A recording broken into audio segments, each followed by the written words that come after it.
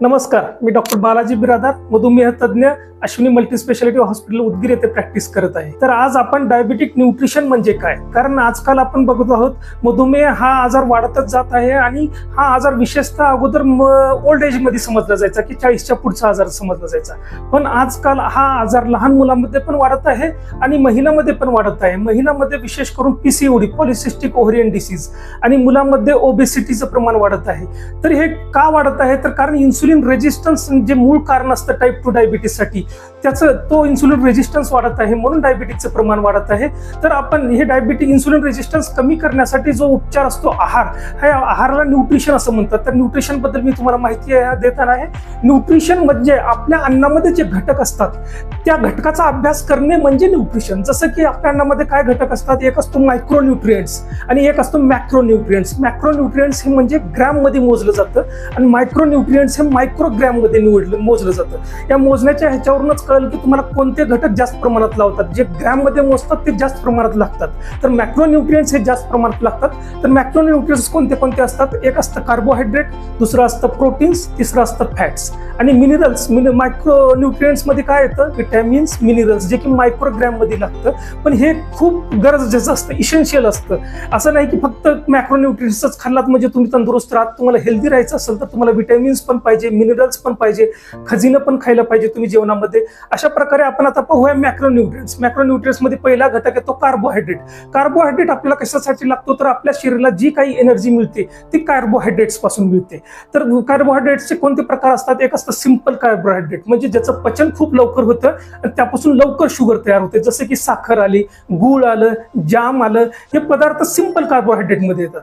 आणि complex carbohydrate कोणते असतात, जे की पचायला खूप वेळ लागतं आणि त्यापासून शुगर स्लोली बॉडीमध्ये रिलीज होते आणि तुमचं शुगर लवकर वाढत नाही. अशा पदार्थांना कार्बोहायड्रेट्स कॉम्प्लेक्स म्हणतात. तर कॉम्प्लेक्स मध्ये कोणतं येतात, फायबर म्हणजे पालेभाज्या, फ्रुट्स किंवा ओट्स किंवा असं आपल्या बिया असतात, आपल्या मेथीच्या बिया वगैरे, या सर्वांना आपण कॉम्प्लेक्स कार्बोहायड्रेट म्हणतो. त्यामुळे डायबिटीज पेशंटला कोणते मॅक्रोन्यूट्रिएंट्स घ्यायला पाहिजे, तर कॉम्प्लेक्स कार्बोहायड्रेट घ्यायला पाहिजे, कारण त्याचं पोषण लवकर होणार नाही, रक्तातील शुगर लवकर तयार होणार नाही. अशा प्रकारे आता दुसरा घटक असतो प्रोटीन्स. प्रोटीन्स कशासाठी पाहिजे आपल्याला, एखाद्या मुलाची वाढ होण्यासाठी किंवा आपल्या बॉडीमध्ये जे टिश्यू असतात ते टिश्यू रिपेअर, तुम्हाला जर एखादी जखम झाली ती जखम भरून येण्यासाठी आपल्याला प्रोटीन्सची गरज असते, किंवा एखाद्याची वाढ होण्यासाठी आपल्याला प्रोटीन्सची गरज असते. तर प्रोटीन्सला आपण बिल्डिंग ब्लॉक्स असं म्हणतो. तर याच्यामध्ये काय असतं, आपल्या डेली रिक्वायरमेंट ऑफ प्रोटीन किती असते, जर व्हेजिटेरियन असेल तर 1 ग्रॅम असतो आणि नॉन व्हेजिटेरियन असेल तर 0.8 ग्रॅम असतो. आता प्रोटीनचे सोर्स कोणते आहेत, नॉन व्हेजिटेरियन लोकांसाठी तर तुम्हाला माहिती आहे चिकन, मटन असतं, मासे असते, फिश असतात, हे जर प्रोटीनचं सोर्स झालं म्हणजे नॉन व्हेजिटेरियन मध्ये. व्हेजिटेरियन लोकांसाठी प्रोटीनचा सोर्स कोणता आहे, तर पनीर आहे, सोयाबीन आहे, तुमच्या डाळी आहेत, जसं की आपण मोड आलेले कडधान्य खावा म्हणतो, हे सुद्धा प्रोटीनचे सोर्स झाले, किंवा नट्स आहे, सीड्स आहे, हे प्रोटीनचे सोर्स झाले. अशा प्रकारे तुम्हाला तुमच्या वजनाप्रमाणे डेली प्रोटीन किती लागतं हे काढलं पाहिजे आणि त्याप्रमाणे तुमच्या आहारामध्ये प्रोटीनचं प्रमाण वाढवलं पाहिजे आणि कार्बोहायड्रेटचं प्रमाण कमी ठेवलं पाहिजे, जेणेकरून तुमच्या रक्तातली साखर वाढत नाही. आता तिसरा घटक असतो फॅट्स. फॅट्स कशासाठी पाहिजे, तर आपल्या body is made up of cells, कारण बॉडी पूर्ण सेल्स पासून बनलेली आहे. त्या सेल्सला काम करण्यासाठी एनर्जी लागते. तर ते सेल्सचं जे मेम्ब्रेन असतं, ते सेल्सचं मेम्ब्रेन हे फॅट्स पासून बनलेलं असतं. आणि दुसरी गोष्ट म्हणजे आपल्या बॉडीमध्ये काही विटॅमिन्स असतात, जसं फॅट सोल्युबल विटॅमिन्स म्हणतात, जे की vitamin A, vitamin D, vitamin A. Vitamin डीचं तर तुम्हाला महत्व माहिती आहे, आजकाल किती महत्व वाढलेलं आहे डायबिटीज पेशंटमध्ये. हे काय करतात, हे आपल्या हाडाची काळजी घेतात. आणि दुसरी गोष्ट म्हणजे विटॅमिन एचं तुम्हाला माहिती आहे, आजकाल महिलांमध्ये ॲक्नीचं प्रमाण वाढलेलं आहे, तर विटॅमिन ईचा सोर्स असलेले फ्रुट्स घेणं गरजेचं आहे. तसेच आपली स्किन जर नीट ठेवायची असतील तर विटॅमिन ए, विटॅमिन ई घेणं महत्वाचं आहे. अशा प्रकारे फॅट्समध्ये 3 प्रकार येतात. एक असतं सॅच्युरेटेड फॅट. सॅच्युरेटेड फॅट म्हणजे जे फॅट्स नॉर्मल टेम्परेचरला घट्ट प्रमाणात असतात, जसं आपण डालडा म्हणतो. हे फॅट चांगले नसतात, कारण ह्या फॅट्समध्ये कोलेस्ट्रॉल खूप असतात. जर असे पदार्थ तुम्ही खाल्ला तर तुमचे कोलेस्ट्रॉल वाढतं आणि तुम्हाला हृदयविकाराचा धोका होण्याचं प्रमाण जास्त असतं. दुसरं असतं पॉलीअनसॅच्युरेटेड फॅट, ह्याच्यामध्ये असतं ओमेगा 3 आणि ओमेगा 6 फॅटी ऍसिड्स असतात. हे फॅट्स तुमच्या शरीरासाठी खूप चांगलं असतं आणि याचं प्रमाण 4:1 किंवा 6:1 पाहिजे. म्हणजे ओमेगा 6 जर 6% असेल तर ओमेगा 3 हे 1% पाहिजे.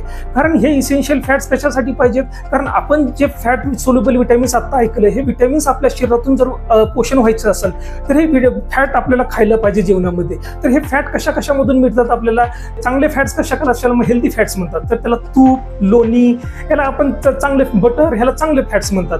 जे की नट्स म्हणजे सीड्स, ह्याच्यापासून जे कोकोनट ऑइल्स, ऑलिव्ह ऑइल्स, हे आपण का बरं वापरा म्हणतात, कारण ह्यामधून चांगले फॅट्स मिळतात आणि चांगल्या फॅट्समुळे काय होतं, बॅड कोलेस्ट्रॉल तयार होत नाहीत आणि त्यामुळे तुम्हाला हृदयविकाराचा धोका कमी असतो. अशा प्रकारे समजा तिसरा फॅटचा प्रकार असतो ट्रान्ससॅच्युरेटेड फॅट्स. म्हणजे जे तळलेले पदार्थ तुम्ही वारंवार तळता, वारंवार तळल्यामुळे काय होतं, त्याला हायड्रोजनेटेड फॅट म्हणतात. कारण काय होतं, जास्त तळल्यामुळे त्याच्यामध्ये फ्री रॅडिकल तयार होतात आणि ह्या फ्री रॅडिकल काय करतात, तुमच्या सेल्सला डॅमेज करतात, जे की इन्फ्लामेशन म्हणजे सूज तयार करतात.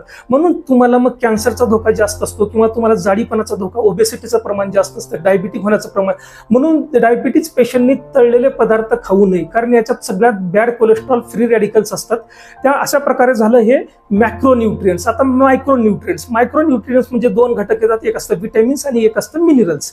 विटॅमिन्स मध्ये दोन प्रकार असतात, एक असतं वॉटर सोल्युबल विटॅमिन्स आणि एक असतं fat soluble vitamins. Water soluble vitamins कोणते असतात, B12 विटॅमिन्स, जे की आपल्या बॉडीमध्ये तयार होत नाहीत, ते आपल्याला अन्नातूनच घ्यावं लागतं. म्हणून तुम्ही डायबिटिक पेशंटमध्ये नेहमी अशक्तपणा असतो, थकवा असतो, कारण अशा पेशंटला नेहमी विटॅमिन B12चं सप्लिमेंट घ्यायला पाहिजे. कारण आपली बॉडी अन्नामधून आपल्याला हे घटक मिळत नसतात, हे आपल्याला बाहेरूनच घ्यावं लागतं सोर्समध्ये. आणि दुसरं असतं फॅट सोल्युबल विटॅमिन्स. आता तुम्हाला म्हणल्यासारखं vitamin A, vitamin D, vitamin A, हे झाले फॅट सोल्युबल विटॅमिन्स. मिनरल्स म्हणजे मॅग्नीज, कॅल्शियम, हे जे खनिज असतात, हे आपल्या शरीरामध्ये जे काही रिॲक्शन तयार होतात, जसं की आता समजा एखादं फूड आहे, फूड पासून एनर्जी कशी तयार होते, एक उदाहरण देतो तुम्हाला, की समजा गाय काय खाते, गवत खाते, हिरवं गवत खाते, पण दूध कशी देते, पांढरं देते. आता हिरवं गवतापासून पांढरं दूध का तयार होतं, तर बॉडीमध्ये काही मेटाबॉलिझम असतं. मेटाबॉलिझम म्हणजे बायोकेमिकल रिॲक्शन होतात आणि हे रिॲक्शन सुरू करण्यासाठी आपल्याला मिनरल्स लागतात, त्याला कॅटलिस्ट असं म्हणतात. मग काही रिॲक्शन मध्ये मॅग्नेशियम लागतं, काही रिॲक्शन मध्ये कॅल्शियम लागतं, काही झिंक लागतं, क्रोमियम लागतं. अशा प्रकारे हे घटक सुद्धा डायबिटिकच्या पेशंट आहारामध्ये खूप महत्वाचे आहेत. अशा प्रकारे जर आपण म्हणतो की एखाद्याच्या घरचं परिस्थिती कशी आहे हे बघण्यासाठी त्याचं अंगण आधी बघतो आपण. अंगण जर नीट असेल तर आपण आयडिया करतो की याचं घर सुद्धा चांगलं असू शकतं. त्याच प्रकारे एखाद्या घरातल्या माणसाची हेल्थ जर चांगली आहे हे कसं बघतो, तर त्या घरामध्ये त्या आईनं त्या फ्रीजमध्ये कोणते कोणते पदार्थ साठवून ठेवलेले आहे. जसं की काही जणांना चीज, बटर, असे जे लोणी, असे पदार्थ साठवून, त्याच्यापेक्षा जर त्या महिलेनं जर ड्रायफ्रुट्स साठवून ठेवलेले असतील किंवा ड्रायफ्रूटचे लाडू केलेले असतील, राजगिरा लाडू असतील, असे हेल्दी पदार्थ जर तुम्ही मुलांना दिल्यात, फ्रुट्स असतील, व्हेजिटेबल्स असतील, तर यावरून कळतं की तुमच्या घरातले मुलं हेल्दी आहेत का नाही. जर तुम्हाला तुमच्या मुलांचं ओबेसिटी ट्रीटमेंट करायची असेल किंवा मुलींमध्ये जो PCOD आहे त्याचं ट्रीटमेंट करायचं असेल, तर आपल्या हॉस्पिटलमध्ये एक मशीन आहे, बॉडी कॉम्पोजिशन नावाची मशीन. तुम्ही ते पाहू शकता, त्याला गुगी मशीन. या मशीनवर जेव्हा तुम्ही थांबतात तेव्हा काही इलेक्ट्रिक इम्पल्स आपल्या बॉडीमध्ये जातात आणि ती बॉडी आपल्या बॉडीमध्ये फॅटचं प्रमाण किती आहे, पाण्याचं प्रमाण किती आहे, मसलचं प्रमाण किती आहे, तुमचं मसल मास किती पाहिजे ह्याचं प्रमाण काढतं. मग आपल्याला त्याच्यावर ट्रीटमेंट करतात. समजा तुमचं बॉडी फॅट किती पाहिजे, 25 ते 30% पाहिजे आणि ते प्रमाण जर आपल्याला 35% असेल तर नक्की तुमचं इन्सुलिन रेजिस्टन्स वाढणार आणि तुम्हाला मग PCOD होणार किंवा ओबेसिटी होणार, डायबिटीज होणार. तर तुम्ही अशा प्रकारे आपल्या अश्विनी मल्टीस्पेशालिटी हॉस्पिटलला व्हिजिट करू शकता, माझ्या मार्गदर्शनाखाली उपचार घेऊ शकता. अशा प्रकारे जर तुम्हाला उपचार पाहिजे असेल तर तुम्ही नक्की भेट द्या अश्विनी मल्टीस्पेशालिटी हॉस्पिटलला आणि निरोगी हेल्दी राहा, असा माझा सल्ला राहील.